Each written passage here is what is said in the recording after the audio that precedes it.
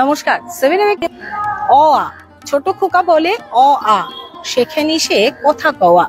রবি ঠাকুরের সহজ পাঠ, যা স্মৃতি, আমাদের এই ছোটবেলার যা স্মৃতি এখনো অমলিন। কিন্তু বর্তমান প্রজন্মের ছেলেমেয়েরা এই অ আ শেখা থেকে অনেকটা দূরে, হারিয়ে যেতে বসেছে সেই সহজ পাঠ, সেই সহজ পাঠের সুন্দর ছবি, যার নিচে কিন্তু অ আ হ্রস্বই দীর্ঘই হ্রস্বউ দীর্ঘউ ছবি দিয়ে দিয়ে ছোট ছোট দু লাইনের কবিতা। ইংরেজি মাধ্যমের দৌলতে হারিয়ে যেতে বসা এই সহজ পাঠ দিয়েই এবছর অর্থাৎ 60তম বর্ষের পুজোর থিম করেছে সোদপুর সরকারি আবাসন সেন্ট্রাল পার্ক। সত্যি অসাধারণ একটা পুজো মণ্ডপ, চলুন আপনাদের দেখাই। দেখুন, এই যে সহজ পাঠের প্রথম ছবিটা, অ আ ছোট খোকা বলে অ আ, শেখেনি সে কথা কওয়া, একদম সেই ছবির তলায় সেই লাইনটা রবি ঠাকুরের। একেবারে আমরা যখন শৈশবে লেখা হাতে খড়ির পর লেখাপড়া শিখছি, অক্ষর জ্ঞান হচ্ছে, তখন কিন্তু আমরা এমন সুন্দর ছবি দেওয়া সেই ছোট্ট ছোট্ট দু লাইনের কবিতার মাধ্যমে গোটা বাংলা বর্ণমালা শিখে ফেলেছি। আর এই বাংলা বর্ণমালা দিয়েই এবার তাদের পুজোর থিম করেছে সোদপুর সরকারি আবাসন সেন্ট্রাল পার্ক। হারিয়ে যেতে বসেছে বাংলার এই সহজ পাঠ। এখনকার এই প্রজন্মের ছেলেমেয়েরা সহজ পাঠ পড়ে না বললেই চলে, হয়তো কোনো স্কুলে রয়েছে, কিন্তু হারিয়ে যেতে বসেছে সেই সহজ পাঠ। ছোটবেলায় কিন্তু আমরা একেবারে শৈশব থেকে যে পড়াশোনা শুরু হয় হাতে খড়ির পর, সেই সময় থেকে আমাদের সহজ পাঠ শেখা শুরু। আর এই ছবিগুলো যারা আমরা সহজ পাঠ পড়েছি, এই ছবিগুলো অ আ হ্রস্বই দীর্ঘই বসে খায় ক্ষীর খই, তার উপরে যে ছবি, সেগুলো আজও আমাদের স্মৃতিতে অমলিন। আর সেই স্মৃতিকে উস্কে দিয়ে নবীন প্রজন্মের ছেলে মেয়েদের কাছে, যারা অ আ সাথেই যাদের পরিচয় হয় না, ইংরেজি হরফের সাথে যাদের পরিচয় হয়, তাদের কাছে তুলে ধরেছে একেবারে অবিকল সেই ছবি, সেই দু লাইনের কবিতা, রবি ঠাকুরের সেই অসাধারণ সৃষ্টি সহজ পাঠ। তাদের থিম এবার সহজ পাঠ। আপনারা জানেন যে সোদপুর সরকারি আবাসন সেন্ট্রাল পার্কের পুজো একটা বিশাল মাঠের মধ্যে হয়, ফলে এই খোলা পরিসরে অদ্ভুত সুন্দর লাগছে। আমরা দিনের বেলা ছবিটা দেখাচ্ছি, আপনারা দেখতে পাচ্ছেন যেমন সহজ পাঠের ছবি দেওয়া, তার তলায় অ আ হ্রস্বই দীর্ঘই হ্রস্বউ দীর্ঘ পুরোটা তুলে ধরেছে। একেবারে স্বরবর্ণ ব্যঞ্জন বর্ণ উভয়ের সেই দুটোরই যে ছোট ছোট দু লাইনের কবিতা, পাশাপাশি বাংলা হরফগুলো সাজিয়ে দেওয়া হয়েছে গোটা প্যান্ডেল জুড়ে। ক খ গ ঘ ঙ এই সমস্তটা আপনারা দেখতে পাচ্ছেন। অর্থাৎ বাংলা বর্ণমালার সাথে স্বরবর্ণ ব্যঞ্জন বর্ণের সাথে পরিচয় করিয়ে দিচ্ছেন রবি ঠাকুরের এই অসাধারণ সৃষ্টি। ছোটবেলায়, মানে শৈশবে বলা যেতে পারে, যেটা দিয়ে আমাদের লেখাপড়ার পাঠ শুরু, সেইটা তুলে ধরে সেই হারিয়ে যেতে বসা সহজ পাঠের, সত্যি দেখলে নস্টালজিক হয়ে পড়ছি আমরাও। সেই সুন্দর ছবি সুন্দর থার্মোকল দিয়ে ফুটিয়ে তুলেছে কালো কাপড়ের উপরে। এবং বাংলা বর্ণমালা নতুন প্রজন্মের ছেলেমেয়েরা, যারা বাংলা বর্ণমালার সাথে যাদের পরিচিতি ঘটে না, যেমন আমরা কবি লিখেছেন যে, জানেন দাদা আমার ছেলের বাংলাটা ঠিক আসে না। বাঙালির এই সহজ পাঠ রবি ঠাকুরের অসাধারণ এই সৃষ্টির সাথে পরিচয় করিয়ে দিতেই এবার তাদের পুজোর ভাবনায় সহজ পাঠ তুলে ধরে চমক দিয়েছেন, চমকে দিয়েছেন সকলকে সোদপুর সরকারি আবাসন সেন্ট্রাল পার্ক। আমরা উদ্যোক্তাদের সাথে কথা বলবো, আমরা শিল্পীর সাথেও কথা বলবো।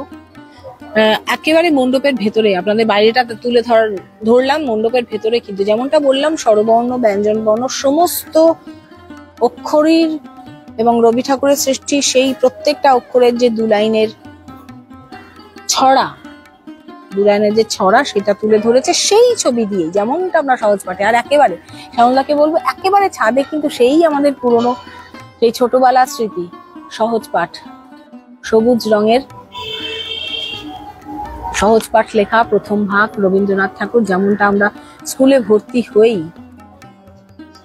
আমাদের পাঠ যেটা ছিল সেটাকেও তুলে ধরেছে, যা এখন প্রায় খুঁজে পাওয়া যায় না বললেই চলে, হারিয়ে যেতে বসা ব্যঞ্জন বর্ণের। আমরা বাইরেটা স্বরবর্ণ দেখলাম, ভেতরটা ব্যঞ্জন বর্ণের দিয়ে সাজানো। তালব্য স, পেটকাটার মধ্যনা স, দন্তের স, বা স স স, বাদল দিনে ঘরে যায় ছাতা কিনে, যে ছড়াগুলো আমরা পড়েছি সেগুলোই তুলে ধরেছেন। পাশাপাশি পুরো মণ্ডপ জুড়ে স্বরবর্ণ এবং ব্যঞ্জন বর্ণ তুলে ধরা হয়েছে।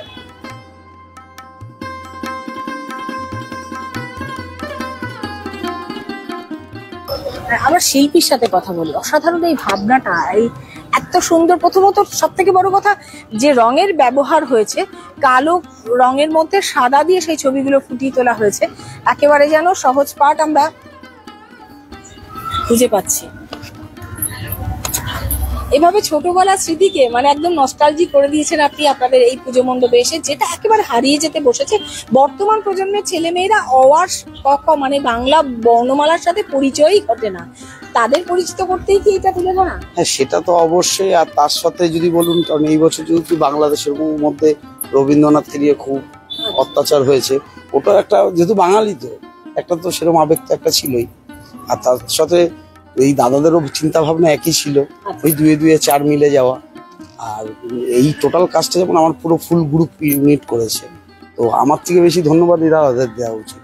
কারণ আমার তো মাথায় আছে, হাতে কলমে কাগজে তো দাদারা কাজ করেছে। মানে আপনি বলে দিয়েছেন তারা তো যে টোটালি কাজটা আমি যদি ক্রেডিট বলুন, আমার আর্টিস্ট বলুন, আমার প্যান্ডেল মেকার বলুন, এরা টোটালি এই কাজগুলো তো বেশি করে করেছে। আর সব থেকে বড় ধন্যবাদ দেবো কমিটিকে, যে আমাকে এই কাজটা করার সুযোগ করে দিয়েছে। আচ্ছা, আমরা যে গোটা মানে বাইরেও দেখেছি ভেতরেও দেখছি যে পুরোটা বাংলা বর্ণমালা, স্বরবর্ণ এবং ব্যঞ্জন বর্ণ পুরোটা তুলে ধরেছেন। মানে আমরাও বোধহয় বলতে দিলে অওয়াটা যদি কোনো রকমে বলতে পারি কখনো ভুলে যাব। সেক্ষেত্রে আমাদেরও ভীষণ ভাল লাগছে, সেই যে প্রথম স্কুলে ভর্তি হয়ে প্রথম বই খাতা ধরে পেন্সিলে লিখে যে সহজ পাঠটা খুললে এই যে ছবিগুলো মনে পড়ে, সেই ছবিগুলো আপনি খুব সুন্দর করে ফুটিয়ে তুলেছেন। মানে শুধু যে লেখাটা ছড়াটা দিয়েছেন তা নয়, ছবিগুলো কেন মানে পুরো সহজ পাঠটাকে, পুরো সহজ পাঠটা মানে সহজ পাঠ্যটাকে বোঝানোর জন্যই এটাই করা। আর অ্যাকচুয়ালি যে বোর্ডের যে কাজগুলো দেখছেন, এগুলো কিন্তু রং দিয়ে আঁকা নয়, এগুলো টোটালি থার্মোকলকে খোদাই করে কাজ করা আছে। আপনি জুম করলে জিনিসটা বুঝতে পারবেন। এই কাজটা করে এক একটা কাজ করতে প্রায় ধরুন 3 দিন লেগেছে, এক একটা বোর্ড করতে, এক একটা করতে, কারণ প্রচুর সময় সাপেক্ষ ব্যাপার ছিল। আর কমিটি আমাকে খুব সুন্দর জায়গা দিয়েছে, যেই জায়গাটা বসে আমরা কাজটা করতে পেরেছি, সূক্ষ্ম কাজের জায়গা। আচ্ছা, কোথাও কোথাও আমরা রবি ঠাকুরের ছবি দেখছি, তার নিচে আপনি ওই কখনো স্বরবর্ণ বা কখনো ব্যঞ্জন বর্ণের ছড়াগুলো তুলে ধরেছেন, ওইগুলো তো হাতে আঁকা। হ্যাঁ, ওগুলো রবীন্দ্রনাথের মূর্তিগুলো যেগুলো আঁকা আছে ওগুলো হাতে আঁকা। রবীন্দ্রনাথের মূর্তিগুলো ওগুলো হাতে আঁকা। বাদ বাকি এগুলো যা দেখছেন ওগুলো থার্মোকল ছোট ছোট করে আগে প্রথমে ড্রয়িং করে, তারপরে থার্মোকলের মধ্যে পেস্টিং করে ওগুলোকে খোদাই করে করা হয়েছে। আর এই যে নিচে যে লিখে দিয়েছেন সেটা তো হাতে লেখা, মানে এগুলো হাতে যিনি যার হ্যান্ড রাইটিং মানে মানে যার হাতের লেখা সেটাও অসাধারণ, একেবারে সহজ পাঠে যেরকম হরফে আমরা দেখেছি ঠিক সেরকম ভাবেই তুলে ধরেছেন। উনি আমাদের শিল্পী ছিল গৌতম দা, মানে উনি টোটালি এই লেখার কাজটা ওনাকে দেওয়া হয়েছিল। তারপরে এদিকে ছিল রাজুদা ছিল। আমার দুটো আর্টিস্ট আউটে এই কাজটার জন্যই বেশি করে, কারণ এই কাজটাকে ফোটানোর জন্য। কারণ সেন্ট্রাল পার্কের মতন এত বড় প্ল্যাটফর্ম পাওয়াটাও তো একটা ভাগ্যের ব্যাপার। আর যেহেতু আমরা ক্ষুদ্র শিল্পী, আমিও চাই যাতে আমার কাজটা একটু হাইলাইট থাকে। আর বড় মাঠের মধ্যে এত খোলা, এটাই হচ্ছে ব্যাপার। জায়গাটা আমি পেসটা অনেক ভালো পেয়েছি বলে কাজটা করা আমারও মনের মতো করে সহজ কাজ। আপনার নাম? আমার নাম সন্তু চক্রবর্তী, আমার কোম্পানির নাম সন্তু ফ্লাওয়ার অ্যান্ড ডেকোর। অসংখ্য ধন্যবাদ এত সুন্দর একটা নস্টালজিয়া আমাদের কাছে ফিরিয়ে দেওয়ার জন্য। আপনারা শুনলেন যে শিল্পী সন্তু পাল জানালেন, সন্তু চক্রবর্তী জানালেন, ক্ষমা করবেন, সন্তু চক্রবর্তী জানালেন এই যে আমরা দেখি এই যে যেমন যে অ আ ক খ মানে বাংলা বর্ণমালাগুলো, স্বরবর্ণ ব্যঞ্জন বর্ণগুলো, এগুলো থার্মোকলের তৈরি, সেগুলোও কিন্তু বসে বসে এক একটা করে সুন্দর করে কেটে তৈরি করা হয়েছে। পাশাপাশি রবি ঠাকুরের যে মূর্তি কিংবা এই যে লেখাটা, এগুলো কিন্তু একজন আর্টিস্ট তিনি নিজের হাতে করেছেন। হাতের লেখাটা কিন্তু একেবারে যেমনটা সহজ পাঠে যেমনটা দেখেছি তেমন ভাবেই ফুটিয়ে তোলা হয়েছে।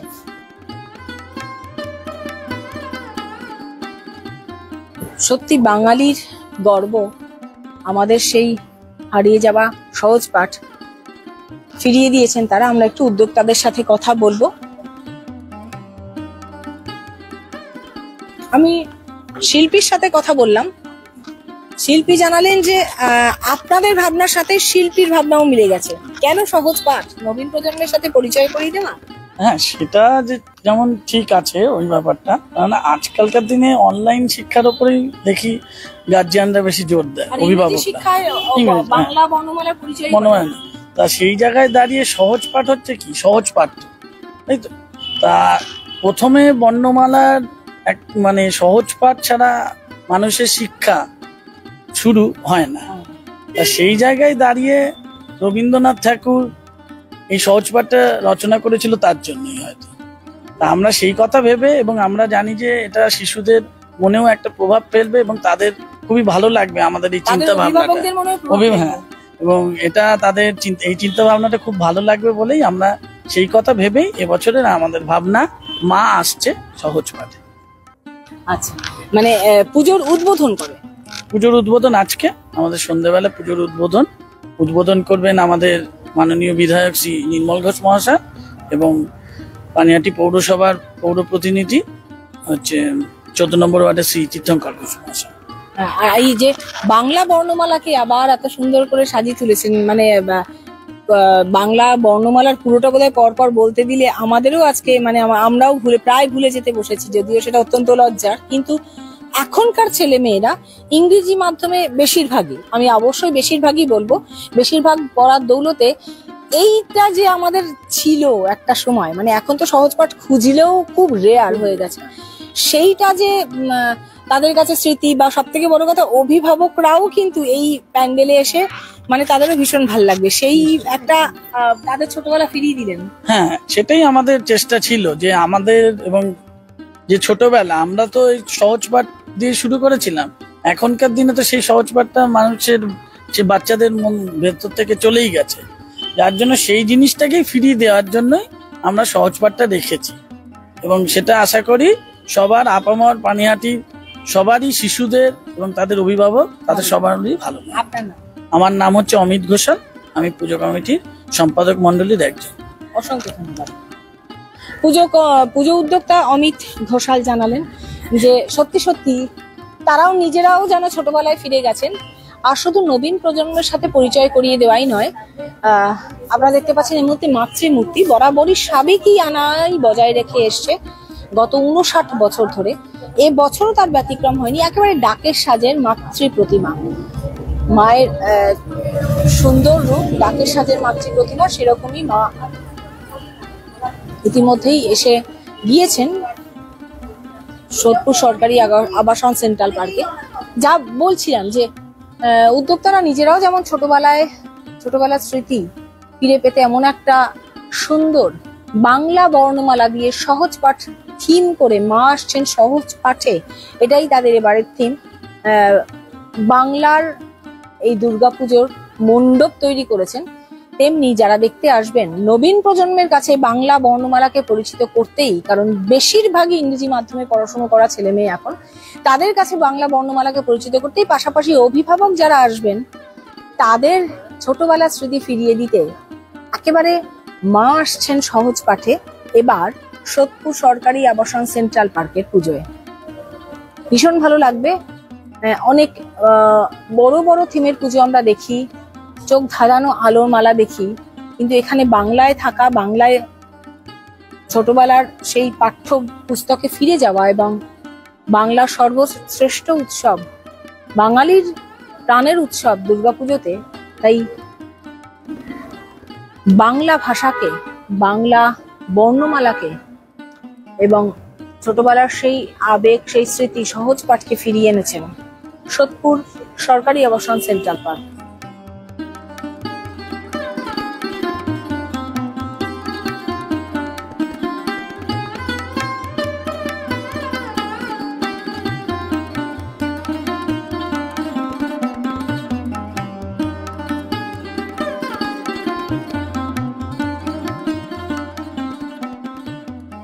নিশ্চয়ই সকলের ভালো লেগেছে, কারণ এমন একটা থিম ভাবনা, এমন একটা সুন্দর ছোটবেলার স্মৃতিতে, একেবারে শৈশবের স্মৃতিতে ফিরিয়ে দেওয়া সহজ পাঠ, যেটা দিয়ে আমাদের লেখাপড়া শুরু, সেই অ আ ক খ বাংলা বর্ণমালার স্বরবর্ণ এবং ব্যঞ্জন বর্ণ গোটা প্যান্ডেল জুড়ে তুলে ধরা হয়েছে।